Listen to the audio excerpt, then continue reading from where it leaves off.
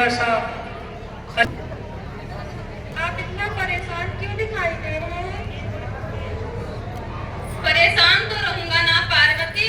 आखिर एक बेटी का बाप जो ठहरा, अब उसके हाथ पीले करने का समय आ गया है पार्वती। पर हमारी पार्वती तो अभी, हमारी आनंदी तो अभी बहुत छोटी है। अभी तो सिर्फ 9 वर्ष की है।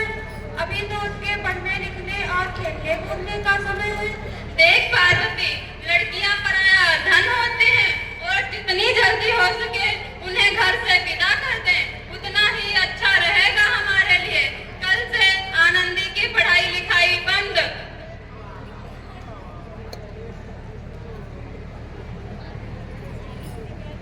बाबू, इसमें मेरी क्या गलती है? आप मुझे पढ़ाई क्यों नहीं करने देते? तेरी गलती है, तू एक लड़की है। लड़का होती तो क्या बापू, मैं लड़का होती तो क्या? ए लड़की, ज्यादा जुबान मत चला, नहीं तो जुबान खींचकर बाहर निकाल लूंगा। बापू, मुझे अभी पढ़ लिख कर कुछ बनना चाहती हूँ। मेरी पढ़ाई मत रोको बापू। देख आनंदी, तुझे पढ़ना है तो पढ़, लेकिन सारी उम्र बाप की छाती पर यूं बोझ बनकर ना बैठ। बापू, अभी मेरी उम्र तो पढ़ने लिखने की है। मुझे अभी पढ़ लिख कर डॉक्टर बनना है। पढ़ाई पढ़ाई पढ़ाई, आज तो मैं तेरी इन किताबों का। तालियां बजाओ।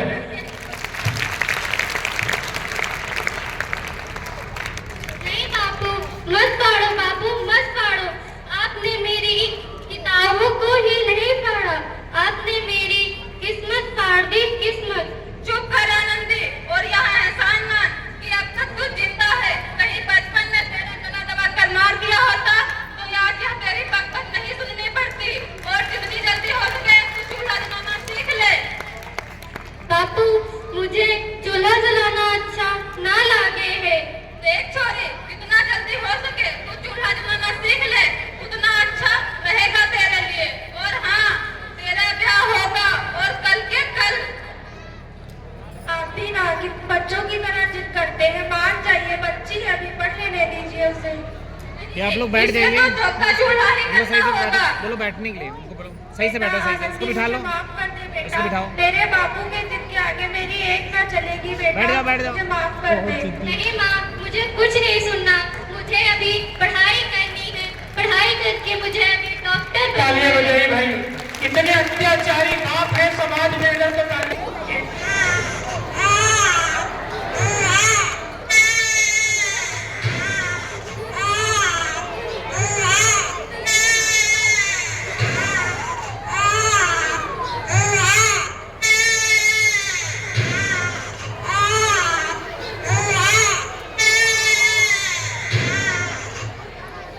अनूप सर, एक मिनट जी सर, आगे करिए।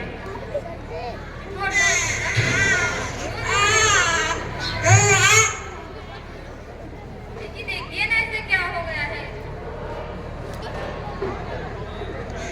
इसका माथा तो आग की तरह तप रहा है। इसे तो बहुत तेज बुखार है। आप ही ना कुछ भी बोलते रहते हैं, मुझे दीजिए। माधव, माधव, जल्दी से बैग जी को बुला कर लाओ।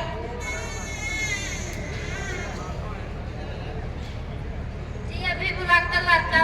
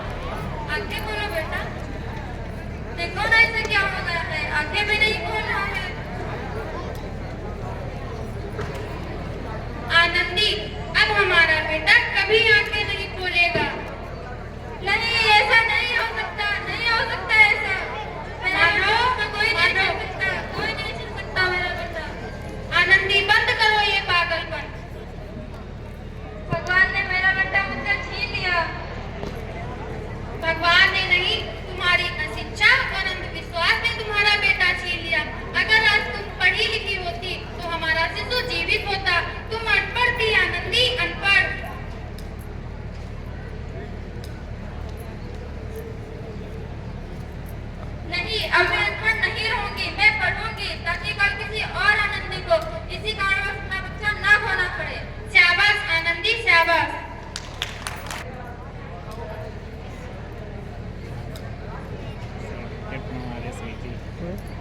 RSVG का सर्टिफिकेट मिल जाएगा।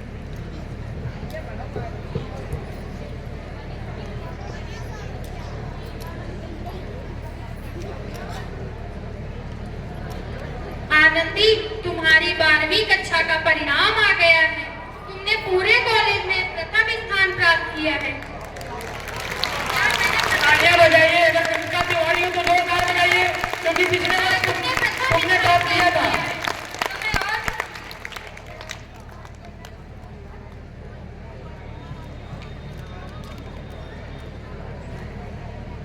बिट्टू बैठते नहीं बन रहा है क्या? ये इधर से यहाँ से बैठती है, वहाँ जाती है, फिर यहाँ से बधाई हो आनंदी, बधाई हो। तुम्हारी मेहनत रंग लाई है। तुम्हें शिक्षा वृत्ति मिल गई है। ये लो तुम्हारे अमेरिका जाने का टिकट। क्या शिक्षा में वो कम थी जो अमेरिका भी पहुंच जाएगी। क्या मुझे शिक्षा वृत्ति मिल गई और मैं अमेरिका जाऊंगी? पर ये सब मैं अकेले कैसे कर पाऊंगी? अरे आनंदी, तुम अपने आप को इतना कमजोर और अकेला क्यों समझ रही हो? फिर तुम्हारे पढ़ने लिखने का क्या फायदा? तुम गंवार की गंवार ही हो। गंवार नहीं हूं मैं अब गंवार।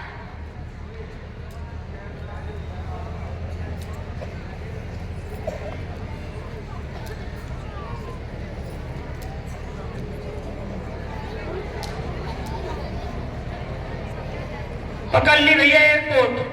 एयरपोर्ट से सीधे अमेरिका।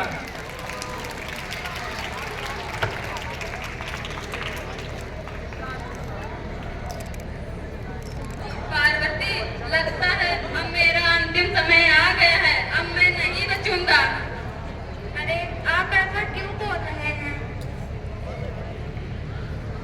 मत बोलिए भैया, शहर के सिटी हॉस्पिटल में अमेरिका से बड़ी डॉक्टर आई हैं। वहाँ चलो, चलकर दिखा लेते हैं। कम से कम दिल को तसल्ली तो मिल जाएगी। हाँ हाँ, चलो चलते हैं। हाँ चलिए। चलना था उधर सिटी हॉल।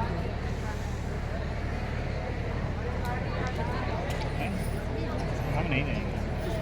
अमेरिका से पढ़कर लौटी आनंदी अब आनंदी बाई बन गई है, क्योंकि वो भारत की पहली डॉक्टर महिला थी जो अमेरिका से पढ़ के भारत, इसीलिए आगे आप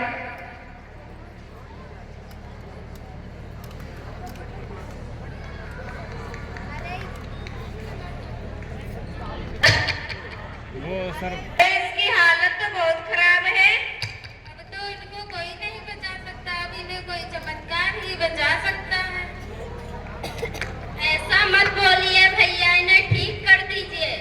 ऐसा मत बोलो भैया, ऐसा मत। शहर के एक सिटी हॉस्पिटल में जो बड़े अमेरिका डॉक्टर आए हैं, तो दिखा दीजिए। ठीक है।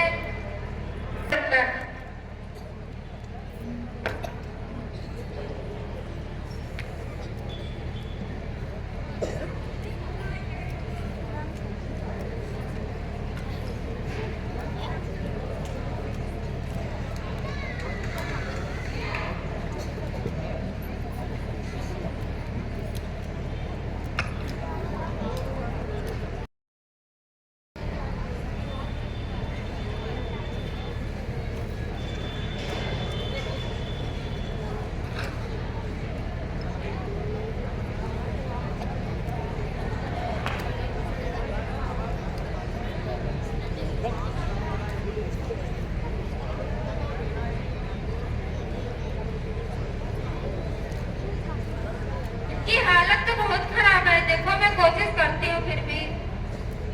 पेशेंट की हालत बहुत खराब है। इस समय पर ले लेना।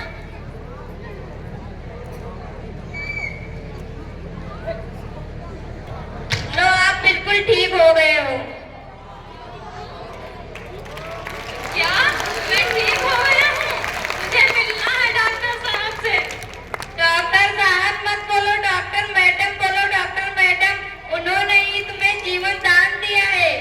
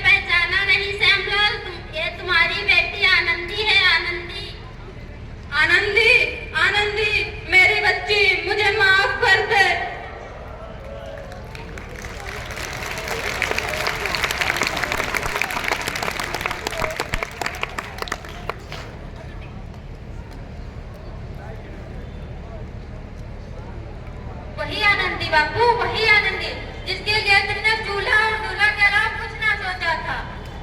आनंदी मुझे माफ कर दे, तुमने मेरी आंखें खोल दी है बेटा। नहीं बापू, वही आनंदी जिसके हाथ पीले करके उसकी सारी जिंदगी काला कर देना चाहते थे।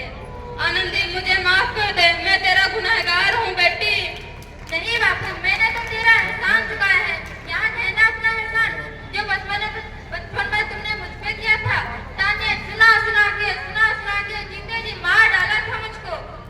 अब बोल, और किस किस को मारेगा? बेटी मुझे माफ कर दे।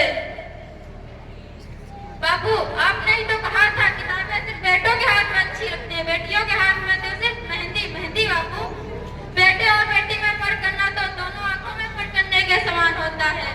एक का पढ़ना, दूसरे का ना पढ़ना सामाजिक अंधकार है बापू, सामाजिक अंधकार। बेटा तूने मेरी आंखें खोल दी है। बापू, आप वचन दीजिए कि कभी ये बेटा और बेटी में फर्क नहीं करोगे। मैं वचन देता हूँ, बेटा बेटी एक समान मानेंगे। बेटी, सुबह का भूला अगर शाम को घर वापस आ जाए तो उसे भूला नहीं कहते। बेटी, अपने बापू को माफ कर दे बेटी।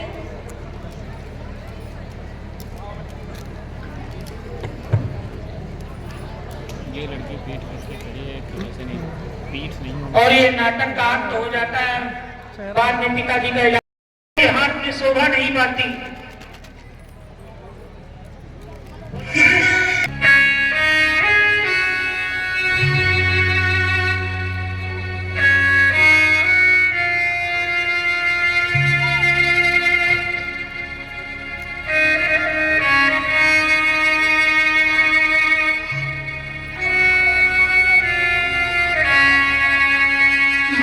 मुझे मत मारो माँ, मुझे मत मारो।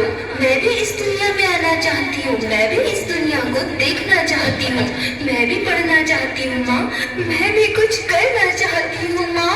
मुझे मत मारो माँ, मुझे मत मारो।